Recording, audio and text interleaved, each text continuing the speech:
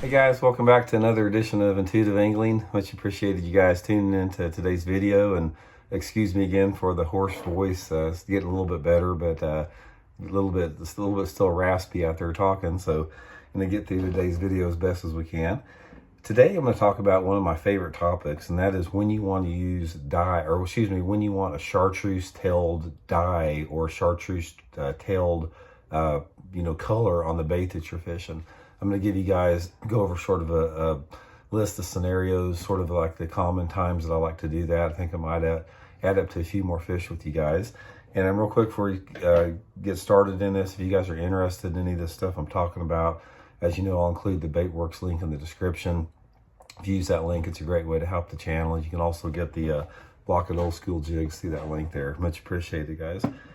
Okay, guys, we'll talk a little bit about dyes first. I've done some videos on it in the past, and I'll probably do some more.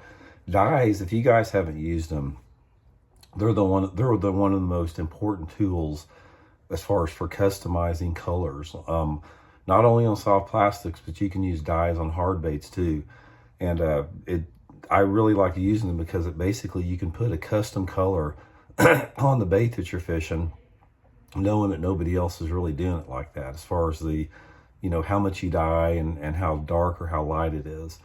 But I'm going to give you guys a couple different examples here is what I'm talking about. First of all, when you're talking about using some type of a chartreuse-tailed soft plastic like this, a lot of it has to do with the water clarity and the sky conditions. That's the first thing I want to talk about. There's a couple different elements. I want to talk about the conditions, and then I want to talk about how certain baits take dye differently than other baits.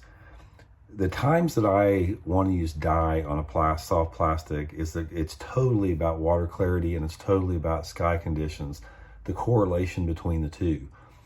The time that I'm using dye on a bait, and most of the time for a tail I'm using chartreuse or orange, is when I have water visibility in that, say that 1.5 to 4 foot zone.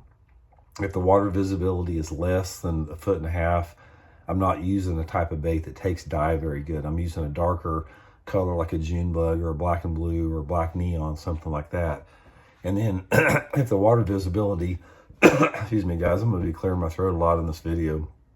If the water visibility is greater than 3 feet, I don't want that added color, so I'm using more natural tones like green pumpkins and watermelons without dye. So it's a good foundation for you guys to remember is water visibility 1 and 1.5 feet to like 4 feet is the times I use the dyes.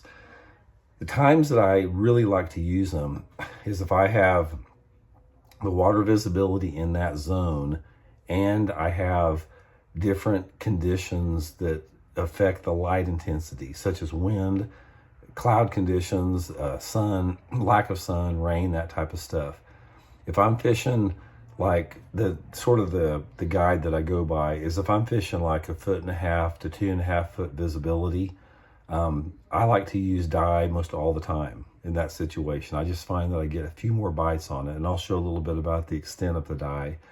And if I'm fishing water visibility of 2 to 4 foot, more on the clear end of that range, the only time I use dye is if it's like windy or heavy overcast or raining.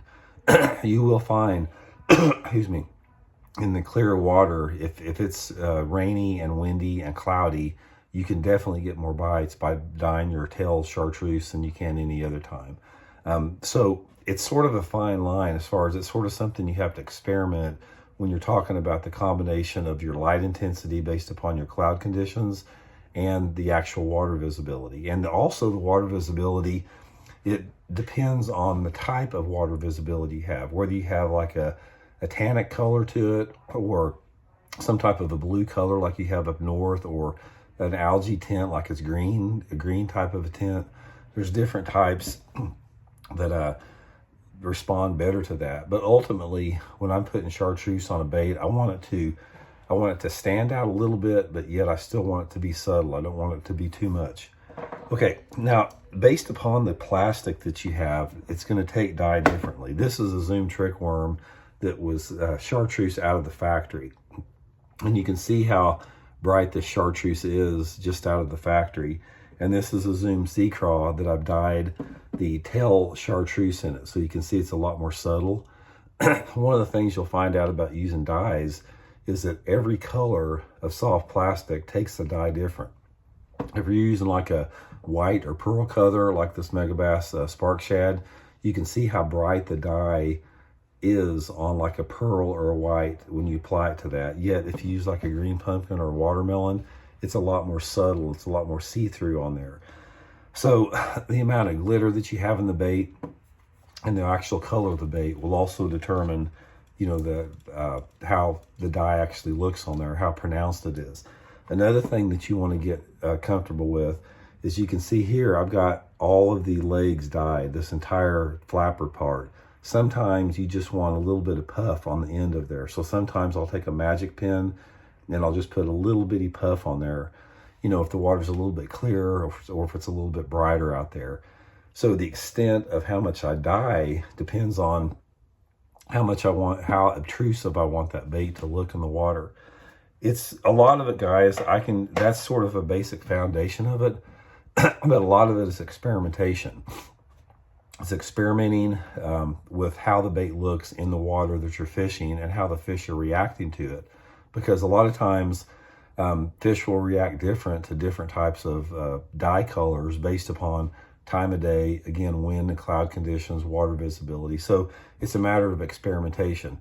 And I have never seen a time where it like makes all the difference in the world. Normally when you're talking about dyes, you're talking about going through a situation, say you're going to get 20 bites versus like 12 bites, something like that.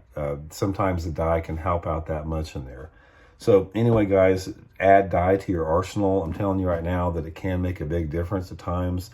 I primarily use it on soft plastics, but I will use it on the side of crankbaits to give it more of a chartreuse look or an orange. Primarily, I use 2 different colors, chartreuse or orange for the most part. So hope that help you guys out. Just like I said, experiment with it. Find out what works best for you and in the water clarity that you guys fish. And I think it'll really add up to a few more fish for y'all. So thanks for tuning in. We'll see y'all later.